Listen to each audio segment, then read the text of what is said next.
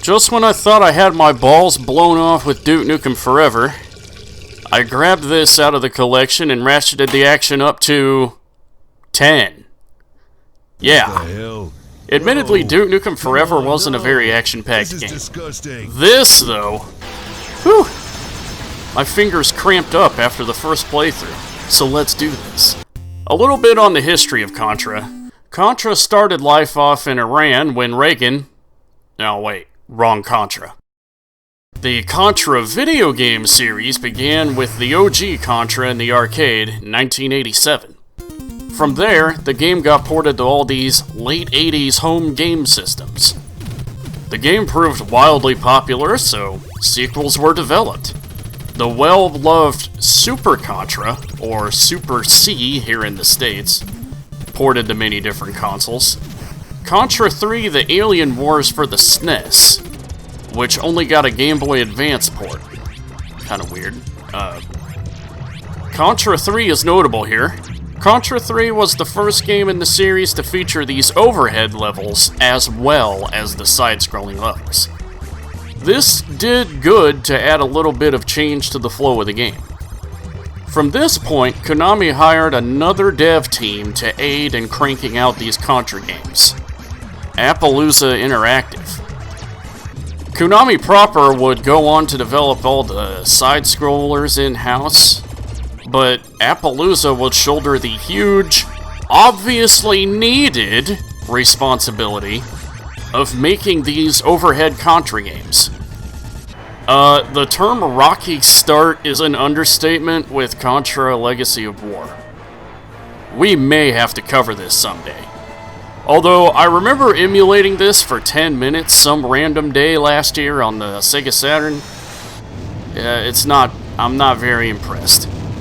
Their next entry, See the Contra Adventure, did even worse. We will have to cover this someday. And also, Konami never called them back after that, so, I mean, what else can you do? They then developed Contra Shattered Soldier for the PS2, a side-scroller with 3D models and levels.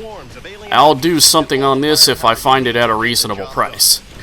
This brings us to today, relatively speaking, in 2004, with Neo Contra. Now, there are a handful of commonalities among all the major Contra games.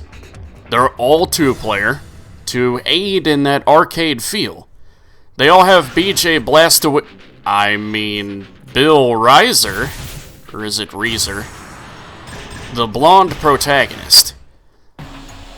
They all have a dystopian future, though it doesn't always have to be dirty or post-apocalyptic.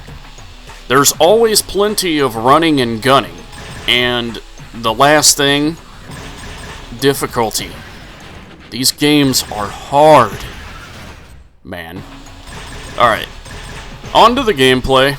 Aforementioned commonalities aside, they do a few things differently than the previous games. There are no in-level weapon upgrades. You pick your loadout at the beginning of the game. Can't change it midway, so feel free to experiment. Just be ready to restart the entire game if you don't like how the gun feels. And there's also the obvious overhead perspective. This game is about 90 to 95% overhead. Now let's talk about the combat. Bullet speed is actually pretty tame compared to the previous entries, but this is fine since the game tends to load your screen with more enemies, so it winds up being a wash. The close-range combat, though, is almost unfair. The game doesn't even wait for the second frame of a sword attack to count you as dead. If you're caught in frame 1, then it's done. Onward to the controls. These controls are balls. Where is my twin stick? No, seriously, twin stick shooting would have made this game way better.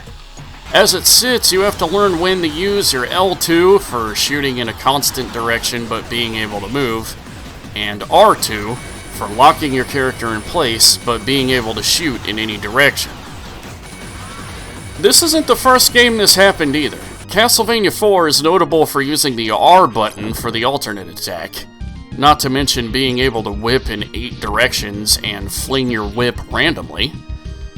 But they went back to the old up plus attack button combo for Castlevania Dracula X, and only being able to whip straight. Why? They probably figured that by now you're a Contra elitist. You can run and gun your way through anything they throw at you, so let's make it excruciatingly difficult, just for funsies. There's this weird difficulty pace that I have to talk about here. I find the first stage to actually be quite hard. The second stage is near impossible. The third stage, actually quite easy. The fourth stage, meh. This fifth stage is actually pretty easy, but more on that in a minute. And the final 2 boss fights are ridiculously hard. And while we're on that topic, I don't know who made this decision, but do you see how there's not a Stage 5, Stage 6, or Stage 7 button on the menu here? To get to those, you have to get at least a C rank on the first 4 levels. On normal. Every time. There is no unlock once, play forever design here. I can prove that I reached the all good ending though with the extra unlocked weapon sets and costume changes. That's all you can rely on here to prove your gusto. Some extra costumes and weapons. Alright, it's graphics time. These graphics are really good. What else can I say? Everything about this game screams distant future, which is when the game is set. More on that later. The character design is great, distinctly Japanese. This is during Konami's blood fetish time, so every enemy that dies explodes in a blood cloud. Not exactly my first choice, but I can go along with it. I can easily spot where the bullets are, which is very important in a game like this, and more than can be said about a lot of other games. Great variation in level design. We go from airships to rivers to bases, all this good stuff. It's probably about as good as a standard def top-down Contra can look. Now here we go onto the audio. The sound effects are great. I got used to Bill's death sound in particular. The music though, let's get started there. Remember all those awesome metal-esque and classically influenced songs from the old Contra games?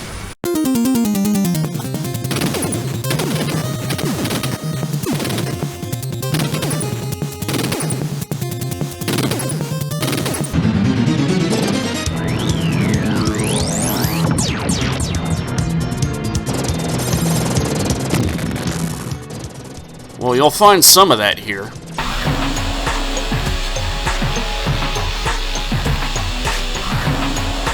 But you also get a healthy dose of the Prodigy's always outnumbered, never outgunned. Thinking how it would be at the top making cash for me. Go tour all around the world and tell stories about all the young girls. With the problem get loose, I hit the floor directly to the roof. Cool, kick the nation with the groove, then we rock the place when the bass gets moved. Why? I'll tell you why, Bren. It's because this game happens in the future. Well, yeah, but the other Contra games happen in the future, too. Yeah, but this game happens in 12 years in the future. I hope you're ready for some 303s. Konami brought us a boatload.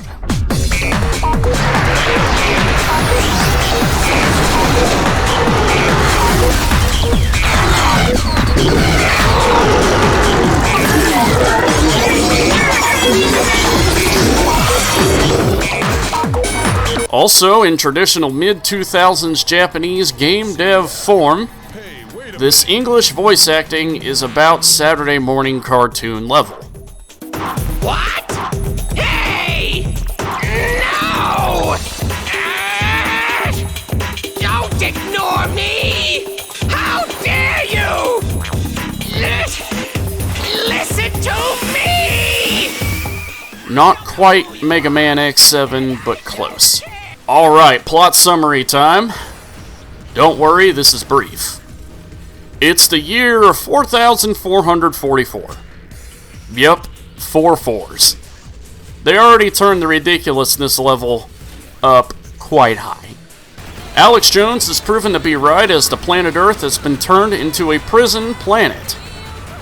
The military organization known as Contra wants to take over the planet and advertise their goal as re-establishing an organized society, but their real intent was to take over all colonized planets within the galaxy, which would take millennia.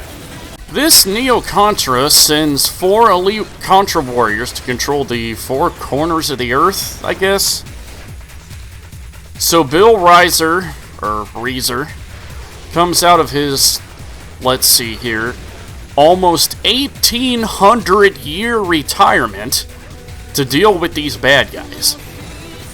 He has partnered up with the elite samurai Yagyu Jaguar Genbi, who, awesomely enough, wields the strongest weapons in the game, these awesome katanas or samurai swords. I went ahead and went with the shotgun loadout since I remembered spread being very important in the older Contra games.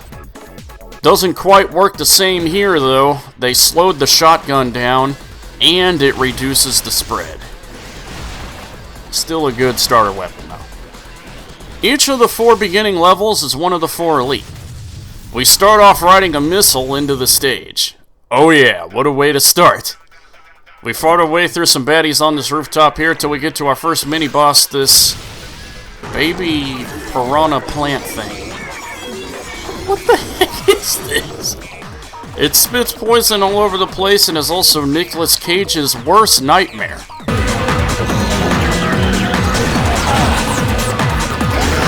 After killing the baby piranha plant, we dive down to the new hole to fight another mini-boss, this laser turret.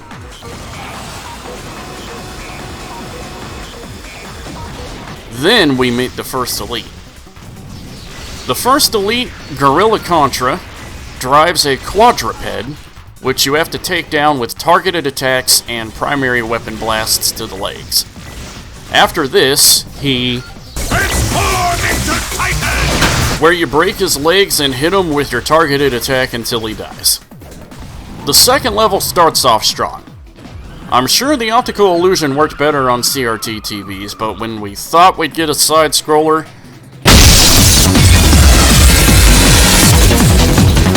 it's Bill literally blasting through the screen.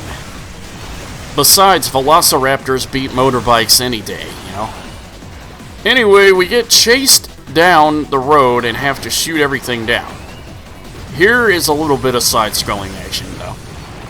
Now we're being chased down by a giant cargo plane, and this here could be the best explosion I've seen in video games.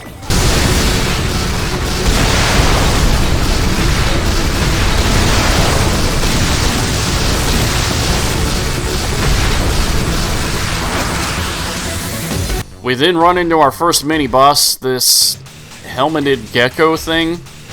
The Earth Dragon. Never would have thought. We then run into the Plant Contra, but first we're challenged by the great Mystery G. Bill Reiser. Yeah, and you are? Well now. Let's just say Mystery G.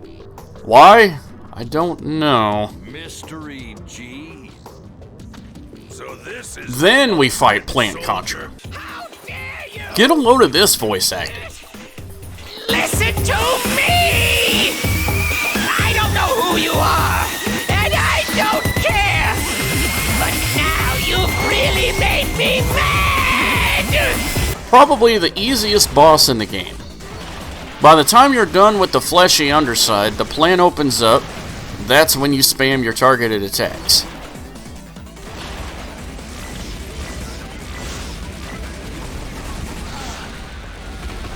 The third level has us going through shallow water and canals to get to some base where we take on 2 mechs. One of them being notable for being in the Zone of the Enders. Then, Pheromone Contra. I guess they have some history. Pheromone Contra to me is the most random feeling boss I've fought so far. The very first time I played this, I remembered it being quite easy. She'll alternate between 2 phases, a lightning and fire phase. Lightning means she has electroballs that can go across the arena. Run to avoid these. She also has this ghost attack thing where she splits in the different ones and you gotta figure out which one is the real her. And during this phase, she also has a lunge attack. You just gotta run to avoid those. The fire phase is where she can hit the arena with a fire attack, but she can also unleash this like flame whip thing and send out a few homing fireballs. You just gotta run around the edge to avoid these. And don't even bother hitting the mech on the side, is it invincible? It's got a shield. This 4th level starts with Bill running really fast on top of a helicopter, shooting giant wasps.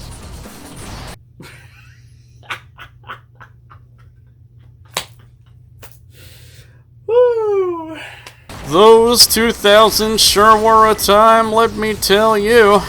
After shooting down the giant wasps from hell, we encounter the final elite's lair. Target attack all the turrets to make a smash landing. Powering through the relentless defense network gets us to a dog. Do all Konami games happen in the same universe? Anyway, he's the Animal Contra.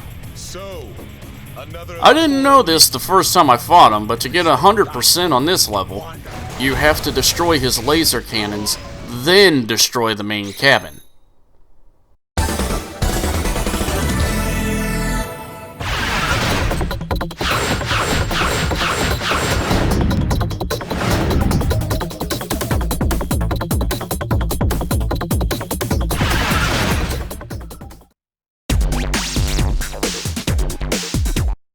What kind of shit ending is that? Damn right. Evidently, I got the worst ending since I first beat it on easy. To get this, you get this slick-ass screen encouraging you to try harder. So I did. I mainly D-ranked my first try on normal, but that wasn't good enough, so let's try to C-rank it. Not good enough. You have to B-rank to get to the 5th level, but if you C-rank the 5th level, you get the bad ending. This 5th level is really long, but I didn't find the level itself to be really that bad. Indeed, this weird caterpillar thing was quite easy, and so was the accompanying wasp. The not mother brain, though, this is where my lives and continues were burnt up. Here is where I got knocked down to a C rank. You have to get at least a B rank to fight Master Contra, and A rank this to fight Master Contra's final or true form.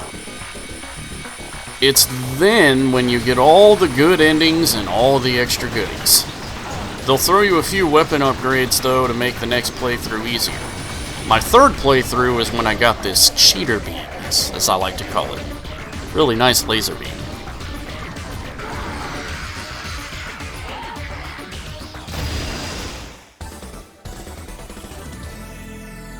In conclusion, this is a great game. It sits right there along with all the other Contras as trophy pieces you can put on your mantle when you beat them. However, the one absolutely major thing holding this back is the antiquated design concept of having to beat the first half of the game to get to the second half. Or mandatory unsaved progress. It's 2004.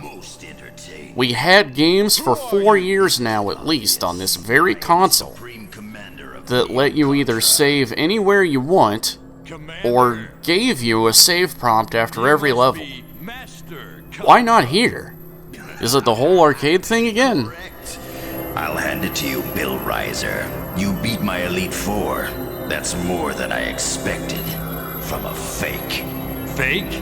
What the hell are you... He's trying to hop on his face.